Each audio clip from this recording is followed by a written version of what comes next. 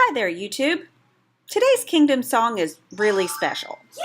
And by special, I mean this song is very telling about Jehovah's Witness attitudes toward children.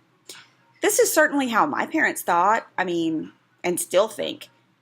But it's not the way a healthy parent should think, if you ask me. This song is entitled Children, Precious Gifts from God, and it first appeared in the 1984 songbook as song number 164. Now, this song only made it into a single iteration of the songbook. It was replaced by a completely different song about children in 2009.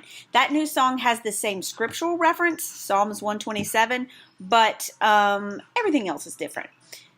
You'll notice that this song has the ever-present Jehovah's Witness apostrophes in it, because they all do, truly hideous backwards grammar, and an assortment of weird, sharp, and flat notes.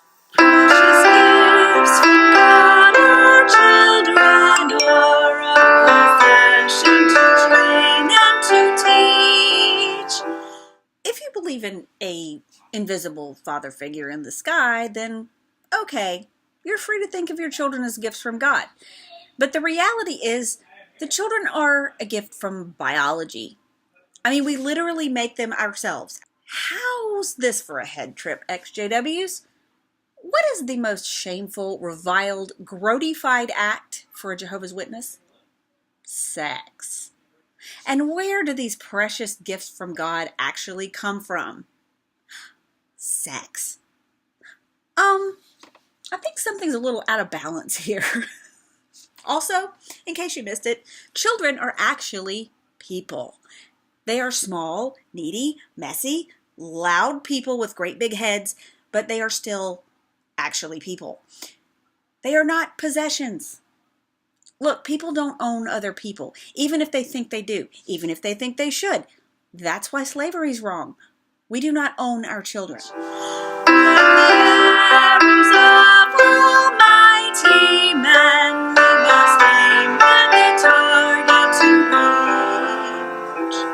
Okay, I'll repeat it for the people in the back. Children are people. They are not weapons. They are not robots for you or your corporate religion to program and control. There is no target for your child unless we're talking about helping them become productive members of society. They aren't guided missiles, for crying out loud. They are gifts from God. Yeah, so you said. He says, who's the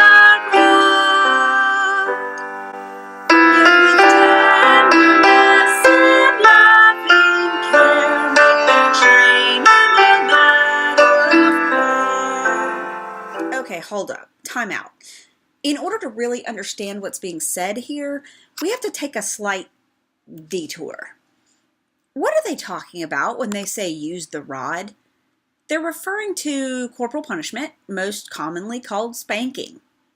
Now, there are many levels of discipline, punishment, and abuse that fall under the umbrella of that term. And I think it's high time that I shared my personal experience growing up as a born-in Jehovah's Witness with corporal punishment. Now, believe me, my parents believed in using the rod. Specifically, it was a switch cut from a tree in the yard. Actually, instead of flowers on our dining room table, we had a Coke bottle which was half full of water. It was an old glass kind of Coke bottle. Half full of water with a couple of switches in it at all times. And we got whippings multiple times a day on our bare butts and legs. And we could get a spanking like that for literally anything. Not listening, not moving fast enough, talking back, fighting with each other, saying something perceived as smart-mouthed, whether you meant it that way or not, anything. Now, when my dad was at home, aka from my birth until about age 6, he would give us a choice of whether we wanted a regular spanking or an Indian-style spanking. Now, a regular spanking meant that we had to pull our pants down and bend over the bed. An Indian-style spanking meant that he would hold on to one of our hands and switch us in our bare butts and legs like around in a circle while we tried to run away. So, the problem was that a regular spanking always turned into an Indian-style spanking before it was over. That's just how it was. Once my parents had this really bright idea that they were going to stop my sister and I from fighting by Every time one of us got into trouble, both of us got a whipping. Now, you can imagine exactly how well that worked out. Because my sister, being almost 5 years older than me, wasn't really all that worried about getting a spanking, let's be honest. But she loved it when I got in trouble because I cared way much more than was healthy about making my parents happy. And also being hit terrified me. So it actually took my parents several weeks to notice that their new disciplinary policy was not exactly working because my sister was actually doing things on purpose and taking the whipping just so she could watch me get one too. If we happened to act up or behave like normal children at the Kingdom Hall, that took things to a whole nother level. Because that usually involved being physically dragged out of your seat down the aisle of the Kingdom Hall, often while begging and promising, I'll be good, I'll be good. While the whole congregation watched, and a lot of times they just giggled like they thought such a thing were cute. So we were forcibly taken to the back of the Kingdom Hall, either outside or into the bathroom. And often you could hear from the auditorium during the talk, you could hear the slaps and the crying coming from the bathrooms when somebody had their kid back there, depending on what the parent in question was actually using to administer the discipline. So sometimes my dad used his belt. My mom usually used her hand. I knew another sister who used a rolled up watchtower. Some parents actually carried a ruler for that express purpose to spank their kids with at the meetings. Yeah. And of course, there were always those few parents in every congregation who didn't actually bother taking their kids to the back. Because I saw and actually experienced more than one slap to the back of the head or pinch or backhand to the mouth during meetings as a child. I actually saw more than one corporal punishment that would more accurately be called abuse than spanking. See, the Jehovah's Witnesses encourage physical punishment of children, but they don't give any specifics, so there's a whole lot that gets left up to interpretation. And when the Bible says, basically, to beat your kids with a stick or to stone them to death if they disrespect you, some people tend to take things a bit far.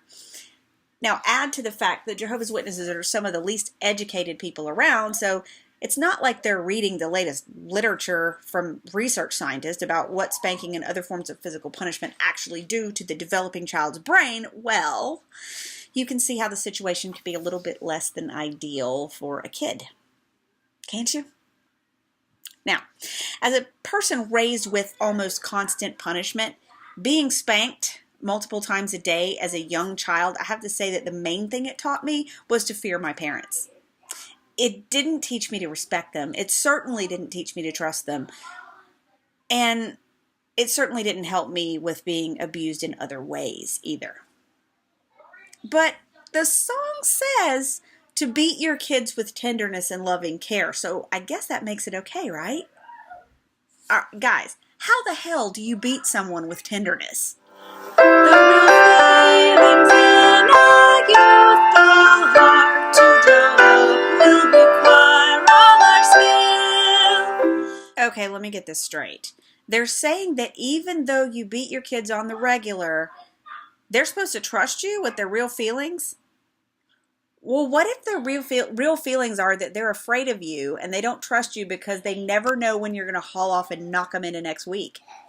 And let's be honest, born-in Jehovah's Witness kids, did any of our Jehovah's Witness parents really give a crap about what our real feelings were? I think not. But by starting at an early age, kingdom truth we can deeply instill. That's right. It looks like they're actually telling the truth here about brainwashing your kids from birth. It's not about using your skill to draw up your kids' true feelings at all. It's about telling them what they're supposed to feel over and over and over, about what you expect and want them to feel, and then teaching them to regurgitate that on cue. We can reach the heart if we early start. Right. Start as early as possible. Don't let your children develop any sense of self or, God forbid, think their own thoughts about anything, ever. Teach them that they're your possessions, your servants, or better yet, that they belong to the Watchtower Society. You know, my mother actually admitted to this once. I was pregnant with Robert, and she was telling me that I needed to teach him about Jehovah and the truth, even if I didn't believe it. Of course, I pointed out how ridiculous that was, and said if when he's old enough to make his own choices, then he can decide if he wants to join a religion, but he's not going to be indoctrinated. And you know what she said? Well, if you don't indoctrinate them when they're little, there's no way they're going to choose the truth when they turn 18. Ha! Right on, Mom. Right on. Thanks for making my point. Look to God for help on Henry Line as his words we sincerely apply. Yeah, and by his words, they mean Watchtower's words. Does anybody else see how sick this is? Communicating every day, then our children will always be free to express themselves without restraint. Communicating every day is a great idea. However, communication actually goes in more than one direction. Communication among Jehovah's Witnesses, though, is usually a one-way affair. Here's what you're supposed to do, here's how you're supposed to feel, here's how you're supposed to act, and you're not allowed to question it, disagree with it, or disobey. And if you don't feel that way or act that way or whatever, something's wrong with you. They're true friends and companions who bond. Excuse me, but isn't most of the Jehovah's Witness advice on child rearing in their publications all about how you aren't supposed to be your child's friend? Also, friendship doesn't actually work when you're talking about this kind of power imbalance. As parents, we control a whole lot about our kids' lives. Multiply that by 1,000 and you have Jehovah's Witness level parental control. That is thought control, emotional control, physical control, all of it. I mean, we weren't even allowed to pick out what underwear we wanted to wear as kids.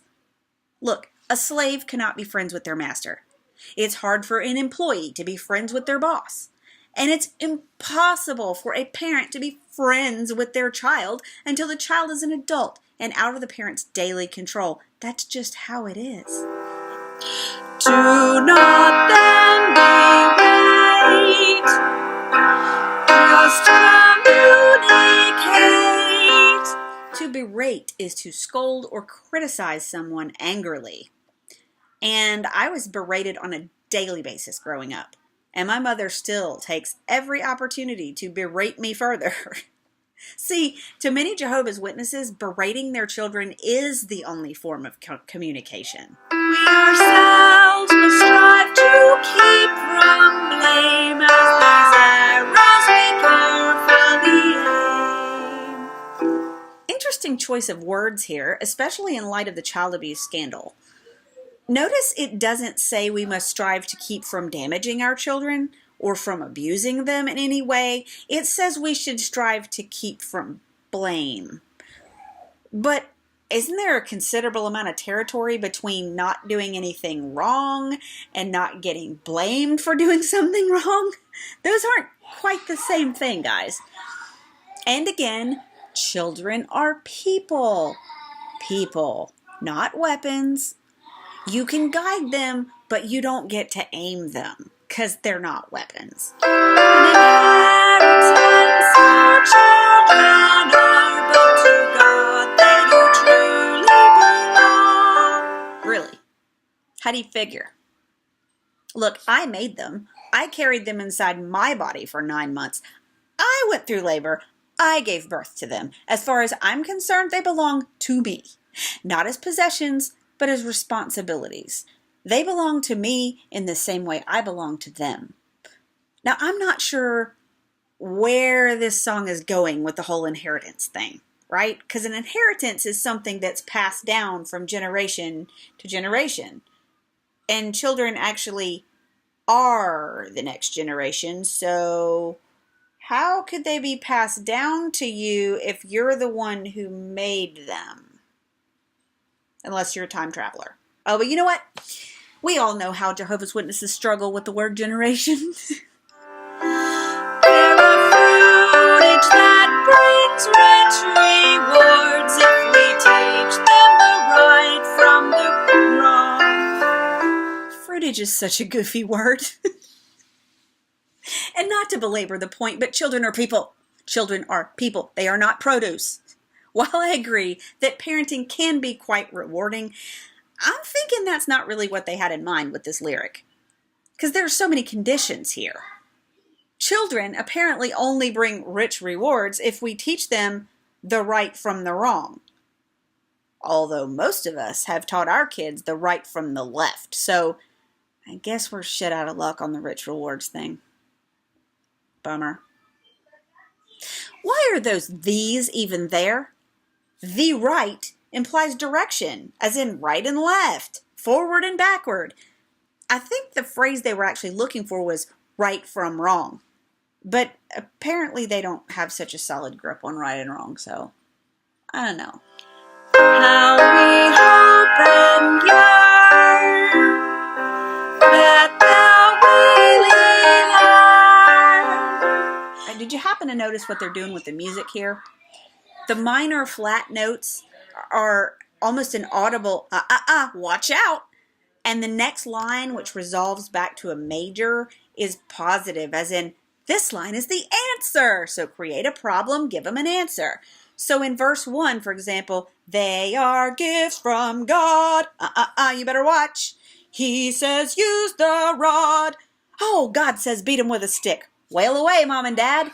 So in this verse, how we hope and yearn, you're messing up, that they'll really learn. Make sure to indoctrinate your kids completely. God says so. Trust in God, children, until we play with the children. Let's praise Him each day. This is another interesting choice of words. Why would you expect repayment for raising your own children? And why is everything a transaction with these people? I mean, I don't expect to be repaid in any way for taking care of my children, the joys of my existence, who I made myself and worked hard for. They are a sweet, loving, exasperating, crazy-making, adorable, disgusting, exhausting privilege.